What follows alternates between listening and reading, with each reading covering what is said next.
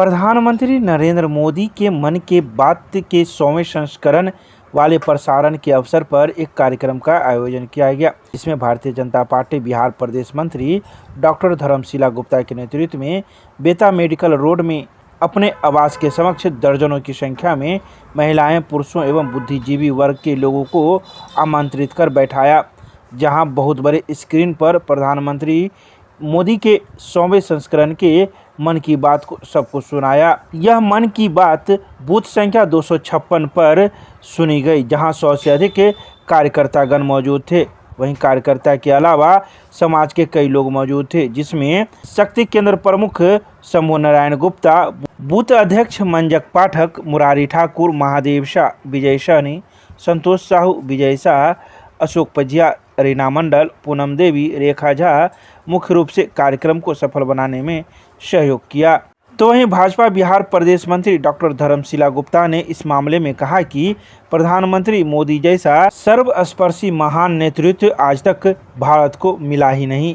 इनके मन की बात कार्यक्रम को सबको सुनना चाहिए, जिसमें मोदी जी द्वारा महिलाओं, बच्चों, पर्यावरण, शिक्षा, नव अन्वेषण, स्वच्छता, चिकित्सा, युवा और सामाजिक सुधार के विभिन्न हिस्सों, आयामों और बेहतरीन तरीकों व प्रमाण को प्रस्तुत किया जाता है।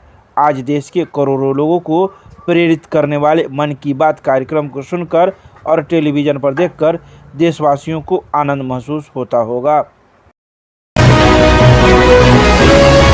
अल्पसंख्यक निःशुल्क कोचिंग केंद्र में नामांकन हेतु चयन को लेकर सीएम कॉलेज में परीक्षा का किया गया आयोजन। सीएम कॉलेज में बिहार सरकार पटना के अल्पसंख्यक विभाग के सौजन्य से संचालित निःशुल्क अल्पसंख्यक केंद्र में आगामी 1 मई 2023 से सीटेट परीक्षा 2023 के छात्र छात्राओं को निःशुल्क कोचिंग देने हेतु नामांकन जांच परीक्षा का आयोजन रविवार को सीएम कॉलेज के सभागार में किया गया। केंद्र निदेशक प्रोफेसर मुश्ताक अहमद ने बताया कि इस केंद्र पर 60 छात्र छात्राओं को निःशुल्क कोचिंग देने की व्यवस्था है, जिसके विरुद्ध 116 आवेदकों ने अपनी उम्मीदवारी दी।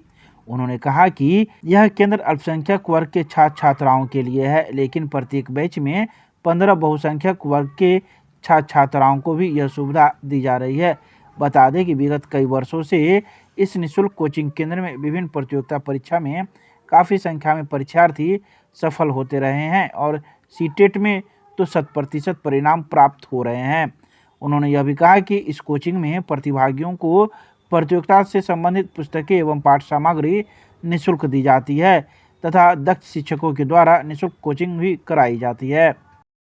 अल्पसंख्यक कल्याण विभाग बिहार सरकार के सौजन्य से स्थानीय सीएम कॉलेज दरभंगा में विगत कई वर्षों से अल्पसंख्यक वर्ग के छात्र छात्राओं के लिए विभिन्न प्रतियोगिता परीक्षाओं के लिए निःशुल्क कोचिंग दी जाती है। आज सीटेट की परीक्षा, यानी ऐसे छात्र छात्राएं जो बीएड कर लिए हैं, वो सीटेट की परीक्षा, राष्ट्रीय पात्रता परीक्षा जो होती है शैक्षिक शिक्षा के लिए, उसके लिए हम लोग कोचिंग चलाते हैं।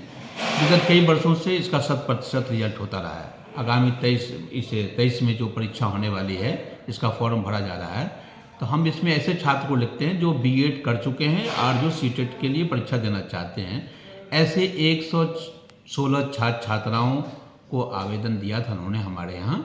उसमें से हम केवल 60 छात्र को रखते हैं, चूँकि 60 का बैच बनता है, उसको हम निःशुल्क कोचिंग करते हैं। उस निःशुल्क कोचिंग में जो हमारे दक्ष शिक्षक हैं उनको पढ़ाते हैं 5 घंटा रोज़ाना, 5 घंटियाँ।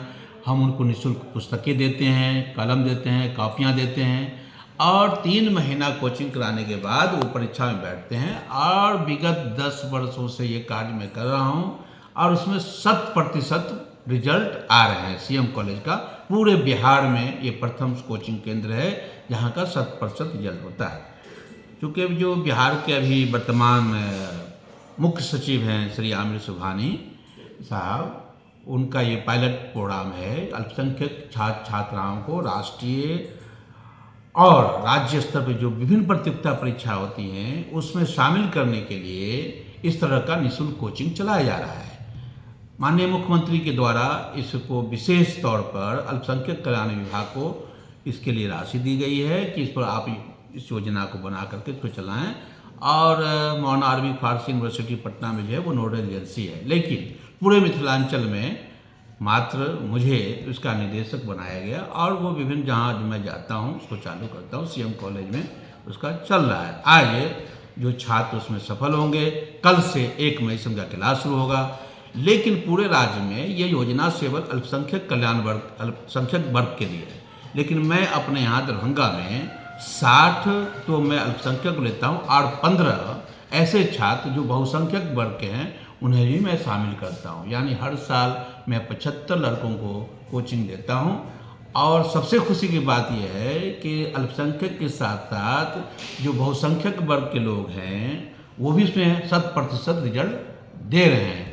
हम इसमें लड़कियों को ज़्यादा प्राथमिकता देते हैं, 60% सीट हम लड़कियों को देते हैं। दरभंगा के 95 नंबर बूथ पर प्रधानमंत्री के मन की बात के 100वें संस्करण का सीधा प्रसारण सुना कार्यकर्ताओं एवं लोगों ने।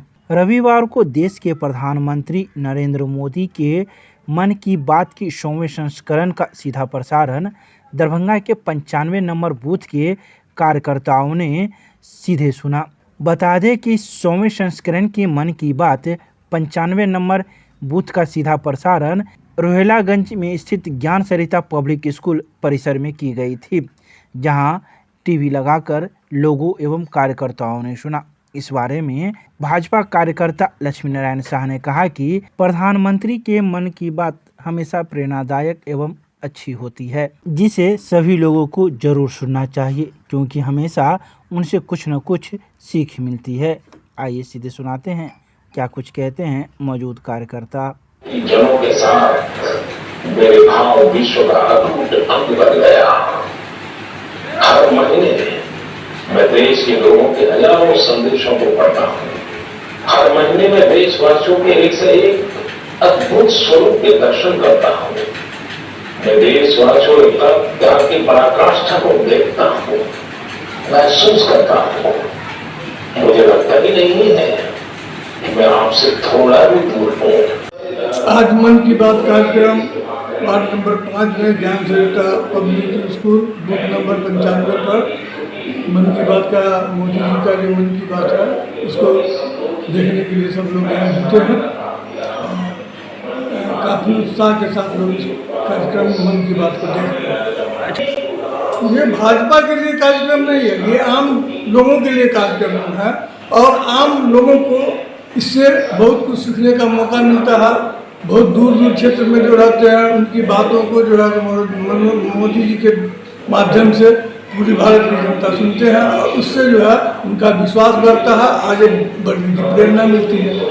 क्या नाम है आपका? लक्ष्मी नारायण शाह, जिला मंत्री भाजपा।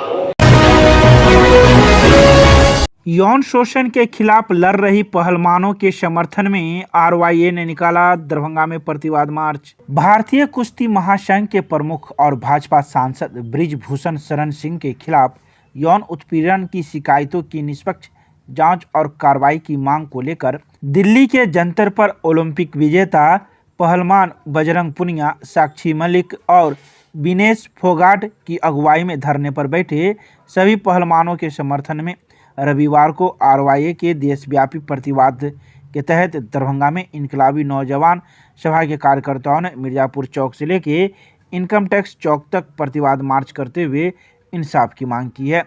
इस मौके पर आरवाईए के राज्य सचिव संदीप कुमार चौधरी ने कहा कि जब यही पहलवान पदक जीतते हैं तो कहा जाता है कि देश का गौरव बढ़ाया, लेकिन जब पदक जीतने वाली खिलाड़ी आरोप लगाती है कि महिला पहलवानों के साथ यौन शोषण हुआ है तो मुकदमा करवाने के लिए आंदोलन करना पड़ा और सर्वोच्च न्यायालय के आदेश पर मुकदमा दर्ज हुआ, लेकिन गिरफ्तारी अभी तक नहीं हुई है। उन्होंने कहा कि यह शर्मनाक है कि कुश्ती खिलाड़ी सड़क पर सो रही है। भाजपा सांसद और भारतीय कुश्ती महासंघ के अध्यक्ष पर यौन शोषण का आरोप लग रहा है, मगर मन की बात करने वाले प्रधानमंत्री चुप्पी साधे हुए हैं। मिर्जापुर से लेकर आईकर चौड़ा तक एक प्रतिवाद मार्च निकाले हैं, जो आज की डेट में बीजेपी सांसद बृजभूषण शरण सिंह जो महिला रेसलर के साथ शोषण करते आए हुए हैं, अभी तक उनकी जो है ना FIR दर्ज नहीं किया गया। वो आज धरना पे बैठी, हम लोग उनके समर्थन में आज ये प्रतिवाद मार्च निकाले हैं। ये देशव्यापी कार्यक्रम के तहत हम दरभंगा की धरती पर भी प्रतिवाद आयोजित कर रहे हैं। ये प्रतिवाद मिर्जापुर चौक से आयकर चौक, भवेंद्र झा चौक पर ये मार्च पहुंची है और हम लोग विरोध प्रदर्शन कर रहे हैं। आप जानते हैं कि देश के नाम को देश दुनिया में स्थापित करने वाली महिला पहलवान जो है आज पिछले कई दिनों से दिल्ली के जंतर मंतर पर धरना पर बैठी हुई है। कहानी आपको पता है कि भाजपा के जो सांसद है ब्रिजभूषण शरण सिंह जो अध्यक्ष भी हैं महिला कुश्ती संघ के, उन पर महिलाओं ने गंभीर आरोप लगाए। 3 महीने पहले उन्होंने कहा कि ये महिला पहलवानों को रात में अपने यहाँ बुलाते हैं और उसका शोषण करते हैं। लेकिन केंद्र की मोदी सरकार जो बेटी बचाओ बेटी पढ़ाओ के नाम पर सिर्फ ढोंग करती है, सिर्फ जुमला देती है, उन्होंने अनन फनन में एक जांच कमेटी बना दी और जांच कमेटी के नाम पर उनकी आवाज़ को दबाने की कोशिश की। लेकिन जब 3 महीना बीत गया और उसके रुतबा में कोई कमी नहीं आई, उस पर मुकदमा दर्ज नहीं हुआ, उनकी गिरफ्तारी नहीं हुई, तो महिलाओं ने आज जंतर मंतर पर पिछले कई दिन धरना दे रही है। महिलाओं को धमकी दिया जा रहा है और उनको हटाने की कोशिश की जा रही है। लेकिन कई दिनों के संघर्ष के बाद आज मुकदमा दर्ज हुआ है। हम उनकी गिरफ्तारी की मांग करते हैं, उनकी संसद सदस्यता खत्म करने की मांग करते हैं और इस मांग के साथ आज हम प्रतिवाद कर रहे हैं। यही हमारा प्रतिवाद है। All Bihar trade librarian association के नए प्रदेश कार्यकारिणी का हुआ पुनर्गठन। प्रदेश कमेटी के पुनर्गठन के बाद बहाली के लिए होगा जोरदार आंदोलन। रविवार को पटना के एक निजी संस्थान में all Bihar trade librarian association Bihar Pradesh की बैठक कर कार्यकारिणी का गठन किया गया, जिसमें all Bihar trade librarian association के दरभंगा जिला अध्यक्ष की जिम्मेदारी पुनः शरद कुमार सिंह को सौंपी गई। वहीं प्रदेश कार्यकारिणी के सदस्य भी मनोनीत किए गए। प्रदेश कार्यकारिणी के पुनर्गठन के उपरांत आने वाले दिनों में जोरदार आंदोलन की रूपरेखा भी तय की गई। बैठक में सभी सदस्यों ने एक सुर में कहा कि सरकार अविलंब सभी रिक्त सीटों पर बहाली करे। 2008 के बाद अभी तक किसी भी सरकारी संस्थान में एक भी ट्रेड लाइब्रेरियन की बहाली नहीं निकाली गई। माध्यमिक से लेके विश्वविद्यालय तक के सभी पुस्तकालय अध्यक्ष और सहायक विहीन है। पुस्तकालय के बिना बेहतर शिक्षा की परिकल्पना ही झूठी है। एक भी संस्थान में पुस्तकालय सुचारू रूप से नहीं चल रही। इसके अलावा मौके पर कई वक्ताओं ने भी अपने अपने विचार व्यक्त किए।